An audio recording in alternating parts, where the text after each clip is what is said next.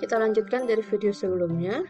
Jadi terkait systematic sampling itu misalnya dari 1000 pekerja, kita secara random mengambil misalnya kita ngambil sampelnya per nomor pekerja misalnya per 10 gitu ya. Berarti sampel pertama adalah pekerja dengan urutan misalnya di urutan jadwal kerja yang ke-10, kemudian ke-20, 30 dan seterusnya. Itu yang kita sebut sebagai systematic ya. Lalu yang berikutnya ada yang namanya stratified random sampling. Di dalam sini kita akan melihat pengambilan sampel ya, tapi berdasarkan strata ya. Strata misalnya tingkatan. Contoh, kita melihatnya berdasarkan jabatan di dalam pekerjaan ya. Jadi kalau kita lihat di tabel yang di depan, di sini ada dia pekerja level top management, middle, sampai sekretaris. Nah, dari setiap job ini, dia punya 10 orang. Nah, top management ada 10 orang, middle level management 30, sampai seterusnya. Jadi ada total 710 pekerja. Lalu, kita mencoba mengambil misalnya, kita ambil 20% dari nilai masing-masing setiap elemen dari setiap strata ya. Misalnya top manajemen berarti 20%-nya 2 orang, middle-nya 6 dan seterusnya. Seperti itu. Itu contohnya. Lalu ada yang kita sebut sebagai cluster sampling. Jadi kalau di dalam cluster sampling ini mirip seperti yang strata. Kalau strata itu kita membagi-bagi populasi ya. Elemen di dalam populasi itu kita bagi menjadi beberapa tingkatan. Kalau yang di stratified, kalau di cluster kita baginya menjadi beberapa kelompok. Nah, tiap kelompok ini memiliki kesamaan. Ya, misalnya kita baginya jadi misalnya pekerja tambang yang udah kerjanya 10 tahun, 5 tahun, 4 tahun. Nah, itu contohnya cluster sampling. Nah, terus setelah itu kita akan menentukan kelompok secara random ya, kelompok mana yang akhirnya kita tarik sebagai sampel. Berikutnya ada yang kita sebut sebagai double sampling. Ya, double sampling itu sesuai dengan namanya, kita melakukan pengambilan sampel secara 2 kali. Ya, tujuannya ini untuk menghasilkan informasi yang lebih menarik. Ya, jadinya misalnya kita udah ngambil data dari kelompok yang pertama. Nah, kemudian setelah kita melakukan pengambilan data tadi, misal ya, wah kayaknya ada tambahan yang kita perlu tambahin lagi informasinya. Nah, kita ambil lagi dengan sampel yang sama. Biasanya seperti itu. Ya. Nah, di sini ada video terkait probability sampling. Tadi nanti bisa kalian lihat videonya di Google Classroom sudah dimunculkan. Lalu berikutnya adalah probability sampling. Di sini ada beberapa jenis juga ya. Yang pertama adalah convenience sampling.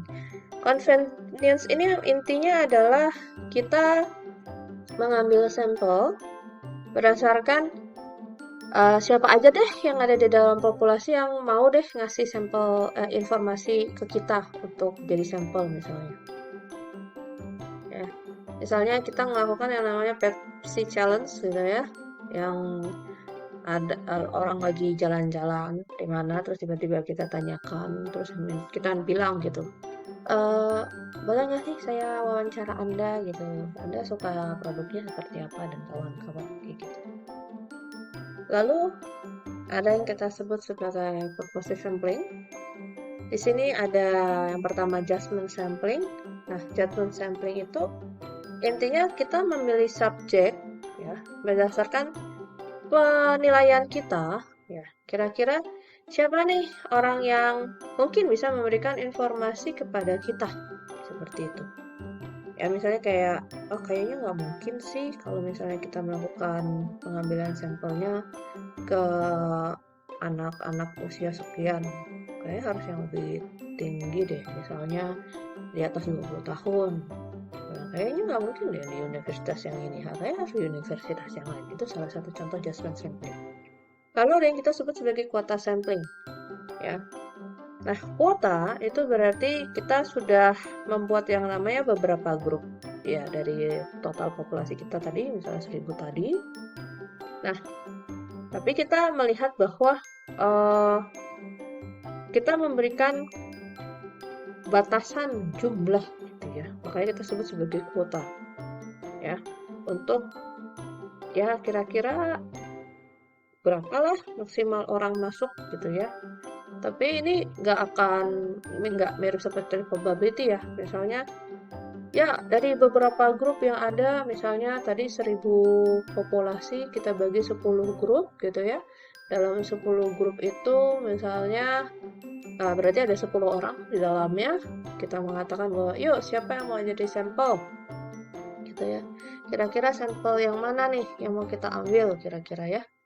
Tapi kita menentukan batas maksimal jumlah sampel yang boleh kita pakai cuma sekian nih kuotanya nih, seperti itu.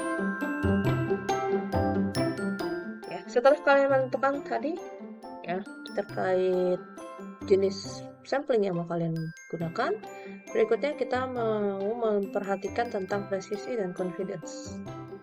Presisi itu apa? Presisi itu melihat kepada sebenarnya yakin nggak nih kita data yang kita miliki di sampel ini bisa sesuai nih sama karakteristik dari populasi kita, seperti itu. Ya. Misal contoh, jadi misalnya ini ada sebuah studi, ya dia menggunakan yang namanya silver random sample. Dia ambil 50 orang dari 300 pekerja, jadi dia lagi workshop, dia ambil 50 orang untuk dijadikan sampel. Nah, kita coba ngitung nih, kira-kira dari 50 orang ini produktivitas rate dia itu per hari berapa sih gitu ya. Nah, ternyata dari 50 ini sebenarnya rata-rata produktivitas dia tuh 50. Kemudian kita coba ngitung gitu ya. Bener nggak sih kalau misalnya kalau bener 50 dari 50 sampel yang kita ambil, bisa nggak ya kita mengandaikan bahwa sebenarnya yang benar gitu ya, tadi kan data sampel, sekarang yang benar itu maksudnya data populasi ya. Sebenarnya secara populasi, tingkat produktivitas si 300 pekerja ini ya, itu antara 40 sampai 60 orang, sampai 60 per harinya gitu ya. Nah, kenapa kita ngomongnya 40 sampai 60 gitu ya? Ya, misalnya kita kayak ya rata-rata 50 plus minus 10. Nah, itu alasannya kenapa kita oh ya mungkin kalau plus berarti 60, minus berarti 40 kan, 50 tambah 10, 50 kurang 10. Nah, presisi itu kita sebut semakin presisi kalau misalnya rentang tadi ya, plus minus tadi itu semakin kecil. Jadi misalnya tadi plus minus 10, terus kita ubah jadi plus minus 5. Otomatis berarti kan tadinya kita mengira variasi produktivitas di antara 40 sampai 60, itu ternyata jadi 45 sampai 55. Nah, semakin kecil intervalnya tadi, ya 45 sampai 55 daripada 40 sampai 60, itu berarti semakin presisi kita sebutnya. Nah, tingkat presisi itu kita sebut sebagai nilai dari standar error. Nah, misalnya ya, jadi kita ngambil ada satu sampel dari 30 subjek. Ya, kita mau melihat variasinya. Ya, sebenarnya kita sebut sebagai standar error itu adalah variability. Variasi kalau dalam bahasa Indonesianya. Nah, biasanya kita menghitungnya dengan rumus seperti ini. Ya. Standar errornya itu ya dari sampel kita itu X bar. Ya, X bar ini kan rata-rata sampel ya, mengindikasikan sampel. Jadi ini adalah variasi standar error dari sampel kita. Itu merupakan standar deviasi sampel kita bagi dengan akar dari N kecil. N kecil ini indikasinya adalah ukuran sampel. Kalau misalnya kita nanti punya yang namanya bentuknya N besar, itu baru kita sebut populasi. Ya, N kecil itu sampel. Nah, ini rumusnya. Lalu kita sebut, tadi ada presisi, kemudian berikutnya ada yang kita sebut sebagai confidence. Confidence itu adalah tadi keyakinan kita. Kita yakin bahwa benar nih perkiraan kita buat si populasinya benar nih berdasarkan dari hasil sampel kita yang tempat saya bicarakan terkait saya yakin 95% bahwa penelitian saya ini benar. Seperti itu. Contoh ya, misalnya tadi production rate kita bilangnya kalau semakin presisi itu adalah 45-55 bukan 40-60. Nah, sekarang yang perlu kita tanyakan adalah nilai ini sebenarnya berapa persen gitu kan dari keyakinan kita. Kamu yakin range-nya 45-55 berapa persen? Kamu yakin nilai range-nya 40-60 itu berapa persen?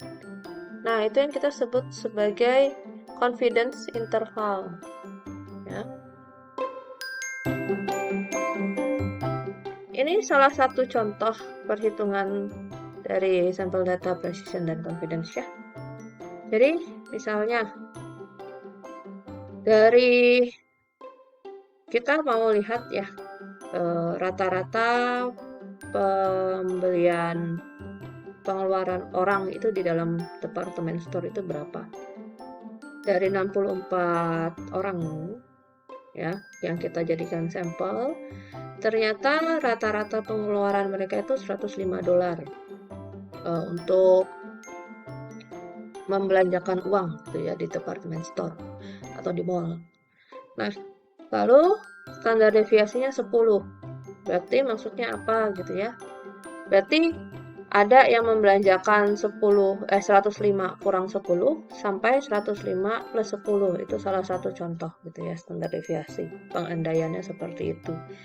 Jadi lebar variasi dari rata-rata. Lalu kita lihat ya. Kalau X-bar itu kan rata-rata sampel. Kalau ini kita sebut sebagai mu. Mu itu adalah rata-rata populasi.